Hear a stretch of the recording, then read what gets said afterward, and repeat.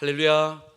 네, 만나서 반갑습니다. 또 귀한 교회에 함께 사역할 수 있도록 허락해 주신 우리 담임 목사님과 당에 진심으로 감사를 드리고 부족하나마 최선을 다해 섬기며 함께 행복한 신앙생활 할 수 있는 그런 은혜가 있기를 축복합니다. 오늘 잠언 24장 11절 12절 말씀으로 복음 증거의 이유 이렇게 제목을 달고 말씀을 살펴보려고 하는데요. 사실은 요 앞에 이 제목이 조금 더 달려 있습니다. 근데 그 제목을 다 넣기에는 주보의 지면이 좀 부족하다 해서 복음 증거의 이유 이렇게 제목을 정리했는데요. 앞에 어떤 내용이 있느냐 하면 죽어가는 사람들에게, 그러니까 죽어가는 사람들에게 복음 증거해야 하는 이유, 이게 제목입니다. 이 제목으로 여러분들과 함께 좀 말씀을 나누고자 합니다. 제가 10월 4일에 이사를 했습니다. 얼마 되지 않았죠. 제가 이사를 하러 올라올 때는 분명히 반팔을 입고 와서 이사를 했는데 어느덧 시간이 지나서 긴팔에 겉옷까지 입게 되었습니다. 밑에보다는 제가 울산에서 왔는데요. 네. 밑에보다는 이곳이 훨씬 춥다는 생각이 듭니다. 이러다가 조금 있으면 뭐 가을이 언제 지나갔는지 얼음이 얼 것 같은 그런 기분입니다. 뭐 다들 이 추위에 익숙할지 모르겠지만 조금 따뜻한 남쪽에서 와서 조금 추위를 느끼는 것 같습니다. 저는 어린 시절 시골에서 자랐습니다. 시골에서는 겨울에 논에다 물을 대어서 그 물이 얼면 썰매를 타고 놀곤 했습니다. 인근에 가까운 곳에 저수지가 있었지만 그곳에서는 놀지 못하도록 어른이 주의를 주고는 이 논에 물을 대고 그곳에서 썰매를 탔습니다. 저수지는 아무리 추워도 얼음이 바닥까지 얼지 않더라고요. 그래서 잘못하면 얼음이 깨져서 큰 사고로 이어질 수 있습니다. 근데 아무리 추워도 저수지의 물은 왜 위에만 얼까요? 밑에는 얼지 않고. 밑에서부터 얼음이 얼고 올라올 만도 한데 절대 그렇지 않더라고요. 얼음은 꼭 물 위에서 얼기 시작합니다. 그것은 물의 특성 때문에 그렇습니다. 물은 4도 일대가 가장 무겁다고 하지요. 엄밀히 따지면 3.98입니다.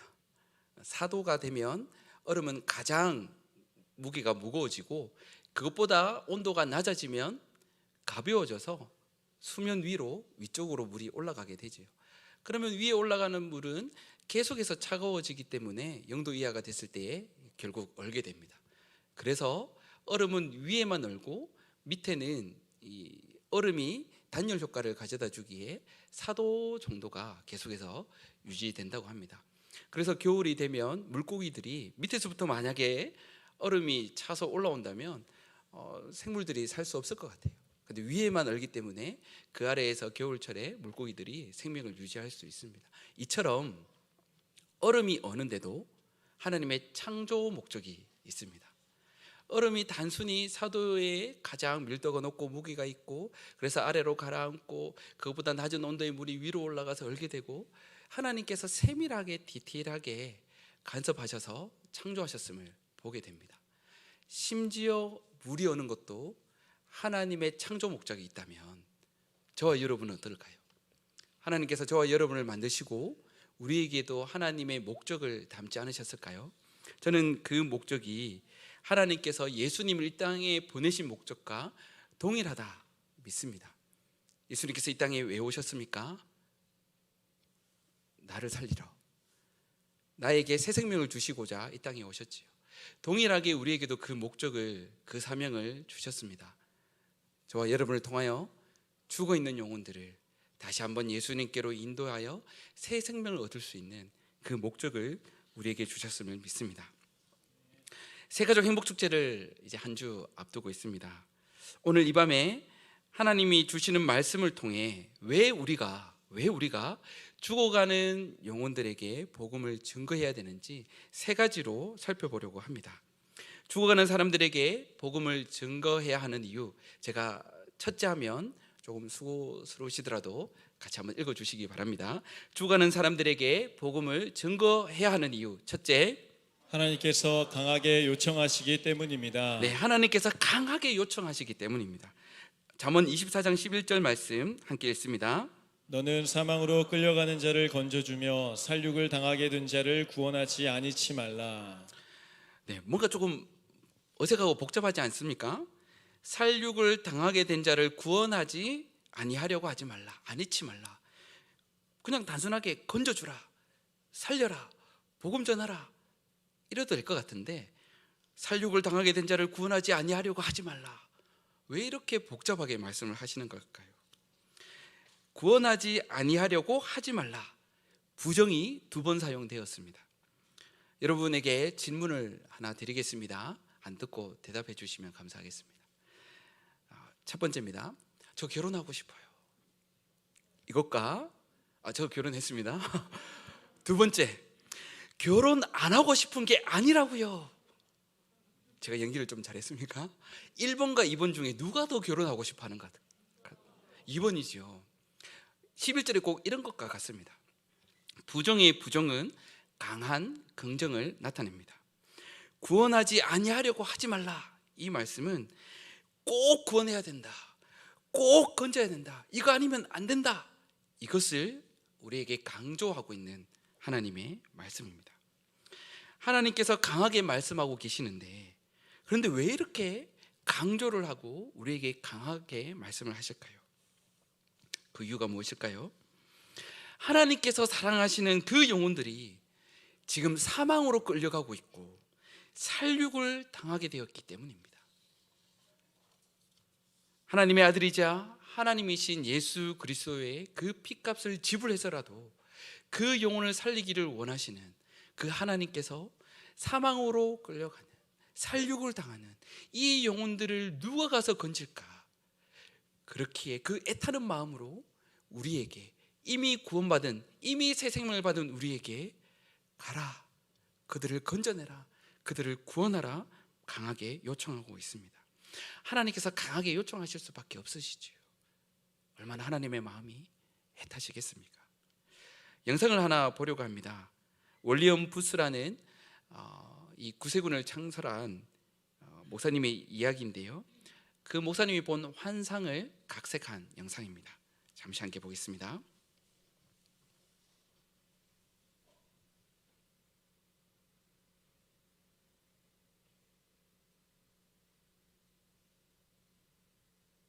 I had a vision. I saw a dark and stormy ocean. In that ocean, I thought I saw multitudes of poor human beings plunging and floating and shouting and shrieking, cursing and struggling and drowning. And out of this dark, angry ocean, I saw a mighty rock that rose up with its summit towering high above the stormy seas. And all round the base of the rock, I saw a vast platform.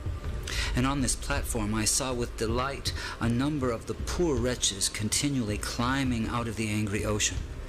And I saw that some of those who were already safe on the platform were fervently helping the poor creatures still in the angry waters to reach safety. But something puzzled me. Although they had all been rescued at one time or another from the ocean, nearly everyone seemed to have forgotten all about it. Anyway, the memory of its darkness and danger no longer troubled them. And what was equally strange and perplexing to me was that most of these people did not seem to have any care, that is, any agonizing care, about the poor perishing ones who were struggling and drowning right before their eyes. But then I saw something wonderful. I saw a great being from above come straight from his palace, right through the dark clouds. And he leapt right into the raging sea among the drowning people. And there I saw him toiling to rescue them until the sweat of his great anguish ran down in blood. And he was continually crying to those already rescued, to those whom he had helped with his own bleeding hands, to come and help him in the painful and laborious task of saving the lost. But the strangest thing of all was that those on the platform to whom he called were so taken up with their trades and professions and money saving and pleasures and families and community and gatherings and religions and arguments about it that they did not respond to the cry that came to them from this wonderful being who had himself by his Spirit gone down into the sea. And so the multitude went on struggling and shrieking and drowning in the darkness. And then I saw something that seemed stranger than anything that had happened before in this very strange vision. Those whom this wonderful being cried out to come and help him in his difficult task were always praying and crying to him to come to them. Some wanted him to come and stay with them and spend his time and strength in making them happier. Others wanted him to come and take away various doubts and misgivings they had concerning the truth of some letters which he had written them. Others wanted him to come and make them feel more secure on the rock, so secure that they would be totally sure they would never slip off again. They used to meet and get as close to the rock as they could, and looking towards the mainland where they thought the great being was, they would cry out, "Come to us, come and help us." But all this time, he was down among the poor drowning creatures, crying to them in a hoarse voice, "Come to me, come and help me." And then I understood it all. It was plain enough. That sea was the ocean of life, the sea of real, actual human existence. Those multitudes of people struggling in the stormy sea were the billions of sinners from every race, language, and nation. That great sheltering rock was Calvary, the place of the cross, and the people on it were those who had been rescued from sin and hell and who professed to be followers of Jesus Christ. That mighty being who called to them from the tempest was the Son of God, the same yesterday, today, and forever, who is still struggling to save the dying multitudes about us from this terrible doom of damnation, and whose voice can be heard above the music and machinery and noise of life, calling on the rescued to come and help him save the world. My friends in Christ, you are rescued from the waters. You are on the rock. Jesus is in the dark sea, calling on you to come and help him. Will you go?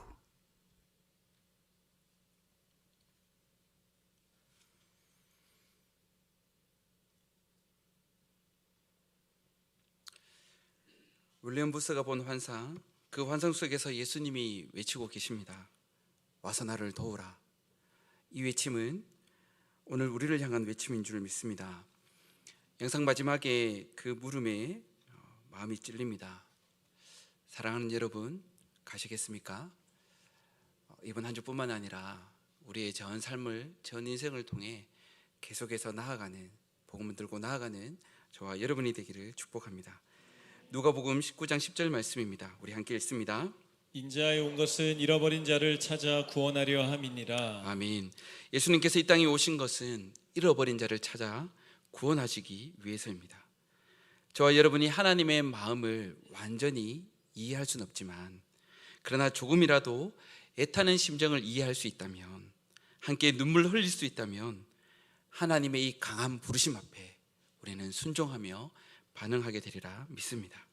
우리 함께 따라해 주시겠습니까? 화면을 보며 함께 따라해 주십시오. 사랑하는 주님, 사랑하는 주님, 사랑하는 주님, 사랑하는 주님, 나에게도 아버지의 애타는 마음과 뜨거운 눈물을 주옵소서. 아버지의 애타는 마음과 뜨거운 눈물을 주옵소서. 아버지의 애타는 마음과 뜨거운 눈물을 주옵소서. 아버지의 애타는 마음과 뜨거운 눈물을 주옵소서. 아멘. 아멘. 저에게도 여러분에게도 아버지의 애타는 심정과 뜨거운 눈물이 있기를 원합니다. 그래서 이번 새가족 행복 축제를 앞둔 이번 한 주간 담대히 복음을 전하는 우리 모든 상장년 가족들이 되시기를 축복합니다. 죽어가는 사람들에게 복음을 증거해야 하는 이유 두 번째입니다. 우리 복습하는 마음으로 첫째 하면 한번 읽어주시겠습니까? 첫째, 하나님께서 강하게 요청하시기 때문입니다. 둘째, 그 어떤 것으로도 핑계치 못하기 때문입니다. 네, 죽어가는 사람들에게 복음을 증거해야 하는 그 두 번째 이유, 그 어떤 것도 핑계할 수 없기 때문입니다. 사랑하는 여러분, 우리는 언젠가 하나님 앞에 서게 될 것입니다. 정산하시는 1년 정산을 받듯이 정산하시는 하나님 앞에 우리는 서야 합니다. 잠언 24장 12절 상반절 말씀인데요, 우리 함께 읽겠습니다. 내가 말하기를 나는 그것을 알지 못하였노라 할지라도 마음을 저울질하시는 이가 어찌 통찰하지 못하시겠으며 어찌 알지 못하시겠느냐. 네, 마음을 저울질하시는 이 말씀은 공정하고 정확하게 평가한다, 이런 뜻이 담겨져 있습니다. 저울질한다는 원어의 의미가 공정하고 정확하게 평가한다. 여기서 저울질한다 이 단어와 그리고 마음이라는 단어가 함께 사용되어서 하나님께서는 단지 사람의 겉모습으로만 판단하는 것이 아니라 그 사람의 마음 깊은 곳까지도 헤아리셔서 판단하신다, 다 알고 계신다, 그런 의미로 사용되고 있습니다. 그러므로 이런 하나님 앞에 누가 핑계를 댈 수 있을까요? 정산하시며 하나님께서 묻습니다. 야, 너 그때 왜 전하지 않았냐? 왜 그 사람을 구하지 않았느냐 물어보실 때, 저 그 사람과 안 친한데요, 저 그 사람 잘 몰라요, 아유 하나님 어떻게 그 사람한테 찾아가요, 저 누군지도 모르는데요, 이런 핑계조차 될 수 없다는 것입니다. 이런 이야기를 많이 들었습니다. 전도도 은사가 있어야 하는 거지요. 목사님, 저는 은사가 없어요. 목사님, 저는 아직 전도할 만한 믿음이 안 됩니다. 믿음의 그릇이 약해요. 저 믿음이 아직 너무 약해요. 아직 제가 배울 것이 많고 더 믿음이, 기도가 깊어져야 돼요. 사랑하는 여러분, 여기에서 우리가 기억해야 할 중요한 것이 있습니다. 주님이 우리와 계산하실 때, 정산하실 때 네가 복음 전할 믿음이 되느냐 안 되느냐, 네가 전도의 은사가 있느냐 없느냐, 그것을 물으시는 것이 아닙니다.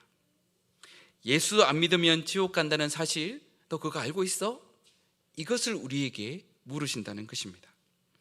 아무리 믿음이 약해도, 아무리 초신자라도 예수님을 믿고 구원받은 사람이라면 분명히 아는 진리가 있습니다.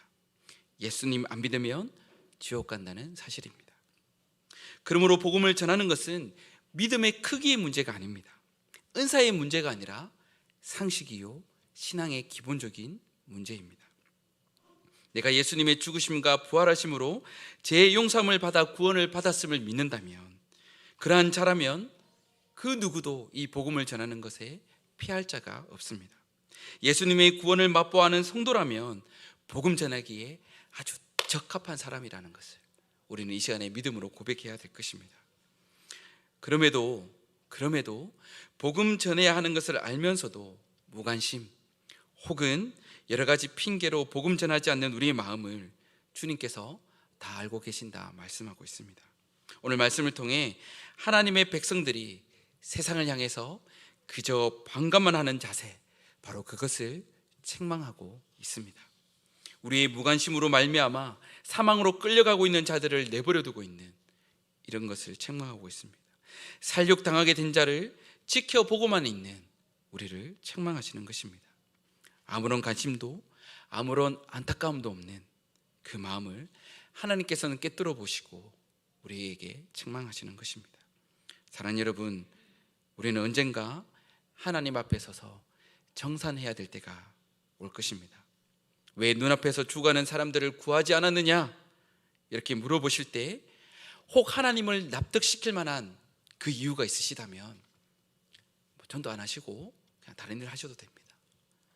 그러나 하나님을 납득시킬 만한 이유가 없다면 우리는 이 순간 전도의 삶, 복음 증거자의 삶을 힘있게 감당해야 될 줄 믿습니다.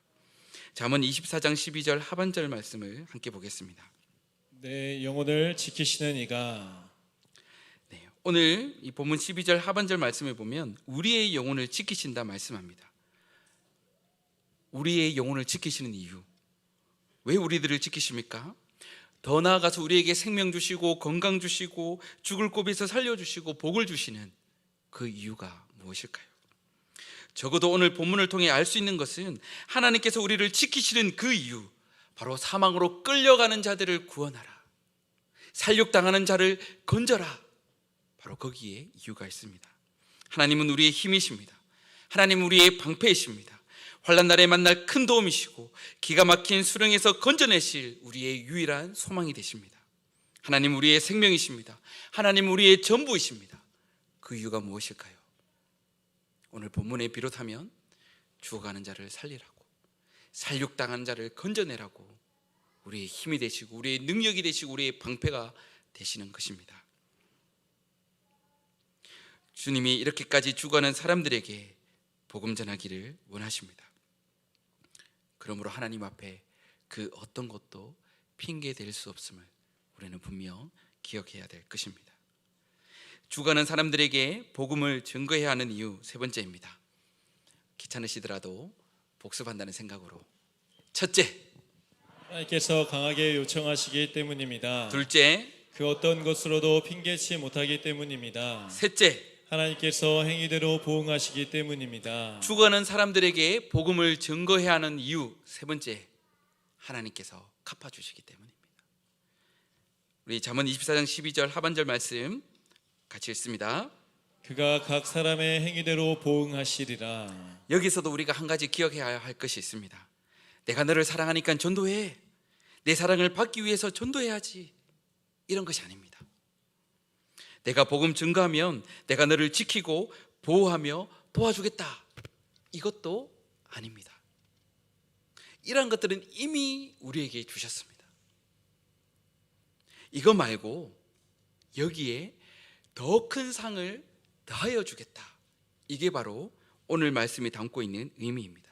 사랑받기 위해서, 도움받기 위해서, 하나님의 관심받기 위해서 전도하는 것이 아니라 이미 그러한 것을 내가 너희에게 다 주었다, 사랑하는 아들 딸들에게 내가 다 은혜로 준 것들이다, 여기에 더하여 주겠다, 오늘 말씀인 거죠. 하나님은 참 좋으신 분이십니다. 그렇죠? 나에게, 우리에게 너무나도 좋은 분이십니다. 그래서 하나님은 상 주시기를 아주 기뻐하십니다. 우리 예레미야가 3장 33절 우리 함께 보겠습니다. 주께서 인생으로 고생하며 근심하게 하심이 본심이 아니시로다. 우리 아버지 하나님은 그 본심은 우리를 힘들게 하고 우리를 고생시키고 걱정하게 하는 것이 아니라고 말합니다. 히브리서 11장 6절 말씀입니다.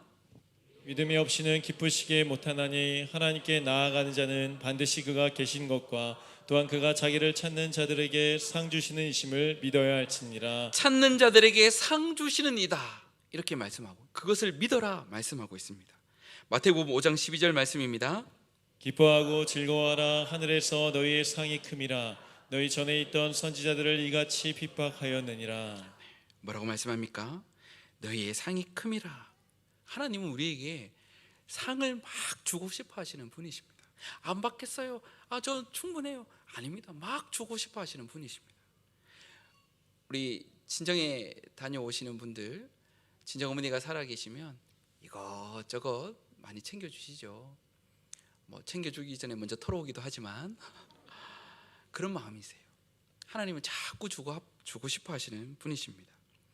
여러분, 이런 하나님의 마음이 느껴지십니까?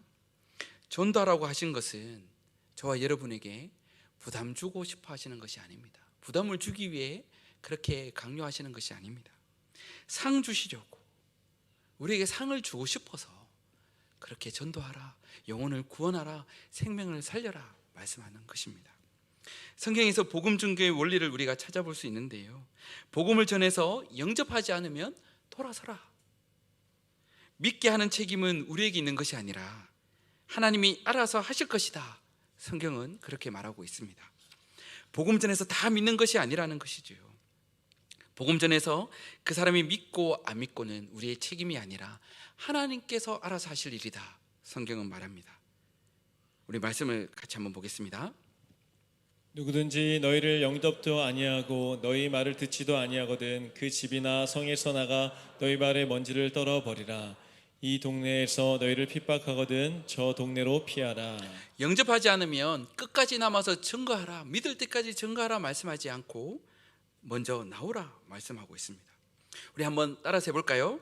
우리는 믿게 할 책임이 있는 것이 아니라 우리는 믿게 할 책임이 있는 것이 아니라 증거할 책임이 있는 것입니다. 증거할 책임이 있는 것입니다. 다시 한번 하겠습니다. 우리는 믿게 할 책임이 있는 것이 아니라 우리는 믿게 할 책임이 있는 것이 아니라 증거할 책임이 있는 것입니다. 증거할 책임이 있는 것입니다. 하나님께서 믿음을 주시면 믿게 되는 것이고, 그렇지 않으면 믿지 못하는 것이지요. 우리가 할 일이 아닌 것입니다. 따라서 우리는 복음 전에서 믿는 수만큼 계산해서 하나님께서 상 주시겠다, 이것이 아닙니다. 복음 전하면 그가 믿든 안 믿든 우리가 찾아가서 복음 전하고 예수님 믿으세요, 이번에 우리 새가족 행복 축제합니다, 천정훈 방사가 오는데 꼭 한번 와보세요, 오면 예수님 만나고 구원받습니다, 하나님께서 카운트하고 있다니까요. 그가 교회에 와서 예수님을 믿느냐 안 믿느냐, 그것이 아니라 우리가 전하는 그 순간 하나님께서 카운트를 매기고 있습니다. 상을 주고 싶어 하시는 것입니다. 복음을 전파만 하라, 내가 상 주겠다. 그러나 여러분, 오해는 하지 마십시오. 믿든지 말든지 식의 복음 증거, 이것을 말하는 것은 아닙니다. 이 원리는 너희들에게 믿게 할 책임이 있는 것이 아니라 증거할 책임이 있다, 증거자가 되라, 여기에 강조점이 있다는 것, 이것을 기억하시면 되겠습니다. 복음 증거하는 행동, 그 순종을 보이면 내가 돕겠다, 내가 너에게 힘을 주겠다, 내가 상을 주겠다 말씀하시는 것입니다. 영혼 구원의 마음을 싣고 의지와 순종을 드리는 것, 하나님께서 우리와 함께 하실 것입니다. 아낌없이 하늘의 창고를 열어 우리에게 상을 주실 것입니다. 지난 교회에서 이 전도 모임을 할 때 함께 외치던 구호입니다. 여기서 우리 같이 한번 해볼까요? 자막을 보고 제가 한번 말하면 있고 하면 여러분은 말 안 하면 없다, 어떤 느낌인지 아시겠죠? 한번 해보겠습니다. 말하면 있고, 말 안 하면 없다, 전화하면 있고, 전화 안 하면 없다, 카톡 문자하면 있고, 안 하면 없다, 나가면 있고, 안 나가면 없다, 전도하면 있고. 전도 안 하면 없다. 네, 여러분 말하면 있는 줄 믿습니다. 이번 한 주간 열심히 말하십시오. 열심히 오라고 하십시오. 열심히 예수님이라고 하십시오. 전화하면 있습니다. 카톡 문자 보내면 있습니다. 여러분, 우리 모바일 초대장 다 받으셨죠? 막 부리십시오. 혹시 하나님 카운트 열심히 하고 계실 거니까 막 뿌려서 그들로 하여금 그 초대장을 보고 교회에 올 수 있는 기회가 될 수 있도록 말하시고 전화하시고 카톡 문자하고 나가고 전도하고 있을 줄 믿습니다. 있을 줄 믿습니다. 남은 한 주간 하나님이 주시는 상을 가득가득 받으시는 우리 모든 산장양 가족들 되시기를 축복합니다. 말씀을 맺겠습니다. 하이델베르크 요리문답은 16세기 종교개혁이 진행되면서 작성된 그런 신앙 고백서입니다. 하이델베르크 요리문답 1문은 이렇습니다. 우리 같이 한번 읽어볼까요? 살아서나 죽어서나 당신의 유일한 위로는 무엇입니까? 여기에 대한 답이 네 문단으로 이루어지는데 그 첫 번째 문단입니다. 읽어보겠습니다. 살아서나 죽어서나 나는 나의 것이 아니요 몸도 영혼도 나의 신실한 구주 예수 그리스도의 것입니다. 1문에 살아서나 죽어서나 당신의 유일한 위로.